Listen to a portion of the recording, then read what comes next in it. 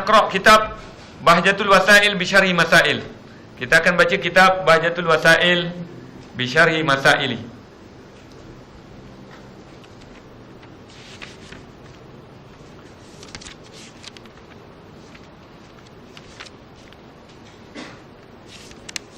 Okey, baik.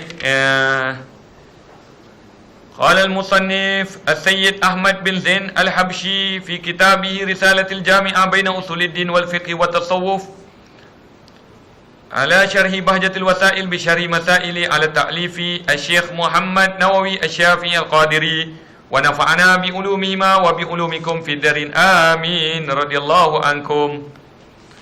Kita telah sampai pada mukadimah muka surat yang selepas daripada cerita cucu baginda Rasulullah SAW, cicit baginda Rasulullah SAW, iaitu seorang A'rabi yang kata dia ini iaitu Syekh Musa Ar-Ridha, berpakaian seperti Arabi, orang Arab di gurun pasir. Baik, Safhah 19. Muka surat 19. Allahu a'lamu haitsu yaj'alu risalatah. Allah SWT mengetahui siapa yang dia nak beri, nak menjadikan penyambung risalahnya, menyambung kerasulan Nabi sallallahu alaihi wasallam. Mudah-mudahan kita semua menjadi penyambung risalah baginda Rasulullah SAW. Sama ada bukan sekadar orang yang bercakap, tapi dengan akhlak, mungkin dengan penulisan. Ini di hadapan saya ini ramai syabab-syabab yang banyak ingin menyampaikan dakwahnya di Facebook, di Twitter, di laman-laman laman-laman web. Ambillah ini ilmu, letakkan dalam dalam internet, dalam Facebook itu, supaya orang lain mendapat manfaat. Baik. Allahu a'lamu haitsu yaj'alu risalatah. Wa ansarafa dzakara dzalika Suhaimi fi Lubab Talibin. Kemudian Harun Ar-Rasyid permisi, minta izin pulang. Demikian penuturan Syekh Suhaimi dalam kitab Lubabut Talibin. Wa aslul iman.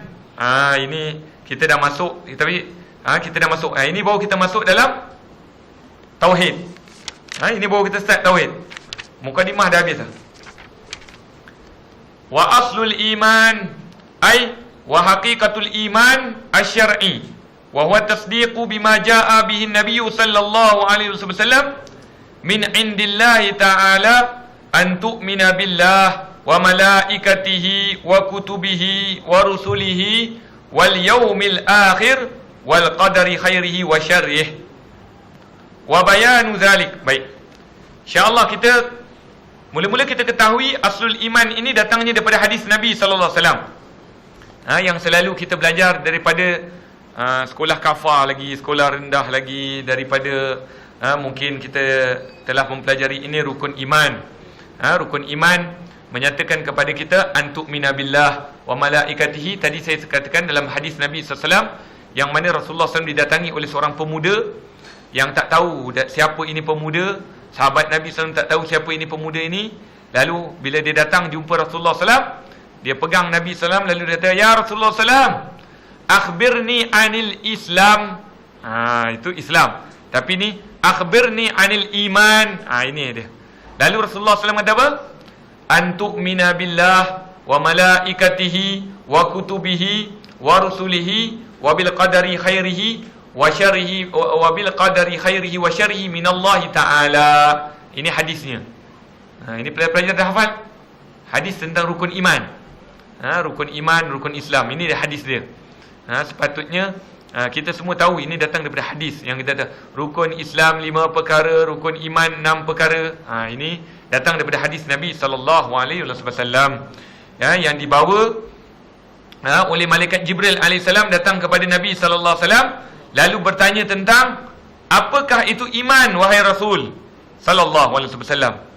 Lalu Rasulullah SAW menjawab, iman itu adalah antu'mina billah wa malaikatihi, beriman dengan Allah, beriman dengan para malaikatnya, beriman dengan kitab-kitabnya, beriman dengan rasul-rasulnya, beriman dengan hari kiamat, dan beriman dengan qada dan qadar, untung baik dan untung buruk. Baik. Nanti kita kongsi di sini. Aslul iman. Kalau kita lihat Nabi SAW, kalau tidak silap, kalau Ustaz Ustaz Iqbal ingat, ada satu perkataan daripada Habib Kazim di salah satu di antara tempat muhadarahnya. Dia kata para sahabat Nabi SAW duduk dengan Nabi SAW, iman mereka tinggi. Iman mereka tinggi walaupun mereka ini tak banyak beramal. Ini tingkatan para sahabat Nabi SAW dengan tabi'in, dengan tabi'in. Dia kata masa tu Al-Fakir saya yang lemah ini terjemahkan Habib di Masjid Salat Tinggi. Dia kata iman para sahabat Nabi SAW bersama dengan Nabi SAW, iman mereka adalah iman yang sabat. Iman mereka tetap dan mantap. Walau amaluhum galil, walaupun amal mereka sedikit. Sahabat Nabi SAW memang kita ketahui bahasanya iman mereka mantap. Sehingga kan Sayyidina Umar bin Khattab, la'alla Sayyidina Umar bin Khattab, Sayyidina Umar kata apa? Lau kushifatil ghita mazdattu yaqinan. Sampaikan Imam Sayyidina Umar kata apa? Kalaulah sekiranya dibukakan singkap hijab, hijab ini, maka tidak bertambah imanku. Nak menunjukkan iman sahabat Nabi SAW, Sayyidina Umar khususnya mantap, kuat. Dia tak tergoyah. Jadi Sayyidina Ali mengatakan itu. Nak mengatakan bahawasanya keimanan mereka kuat walaupun amalan mereka sedikit. Lalu Habib Kazim hafizallahu tanhu, dia kata para sahabat, para tabi'in selepas sahabat Nabi, tabi'in, mereka ini amalan mereka banyak. Amalan mereka banyak. Tengok Sayyidina Imam Ali Zainal Abidin, yusalli salatul lail 1000 rakaat. Allahu Akbar. Malu kita. Sahabat tabi'in, seorang tabi'in, Imam Ali Zainal Abidin, cicit baginda Rasulullah SAW, dia salat malam 1000 rakaat. Allahu Akbar. Ini sehingga kan disebut Imam Ali Zainal Abidin. Zainul Abidin maksudnya kecantikan orang yang beribadah. Maksudnya Imam Ali Zainal Abidin ini kuat ini beribadah. Lepas tu Habib Kazim kata selepas daripada kurun itu mereka kuat dengan ilmu. Tengok Imam Al-Ghazali rahimahullah anhu, macam mana dia punya ilmu. Dia punya ilmu. Jadi ini tingkatan. Lepas tu Habib Kazim cakap apa? Fa zamanuna, maka zaman kita, apa kita nak banyak? Kita nak kata kita ni iman kuat. Allahu Akbar. Baru sebut je tentang masalah-masalah yang hari ini kadang-kadang kita goyah. Nak cerita tentang masalah keimanan kita kepada Allah SWT, mungkin kita kata Allahu Akbar. Ini macam mana sahabat Nabi SAW, dia punya keimanan sehingga kan nak dibakar dengan api, tapi kuat keimanan mereka. Ini kita tak tahu lagi, ukuran kita tak tahu lagi. Mungkin kalau orang ambil anak saya ambil anak awak, saya minta awak keluar daripada Islam. Anak, sayang anak. Tak boleh ni. Takut nanti kita jual agama Allah Subhanahu Wa Taala. Habib Kazim kata itu sebab dia kata hari ni kita kena combine tiga-tiga ni. Sebab kita tak mampu jadi yang tiga-tiga ni. Kita tak mampu nak jadi orang yang iman kuat. Kita tak mampu nak jadi orang yang beribadah kuat. Kita tak mampu jadi orang ilmu kuat.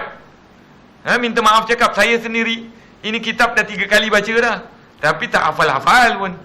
Imam Syafi'i rahimahullah tanhu kalau baca dia tutup sebelah.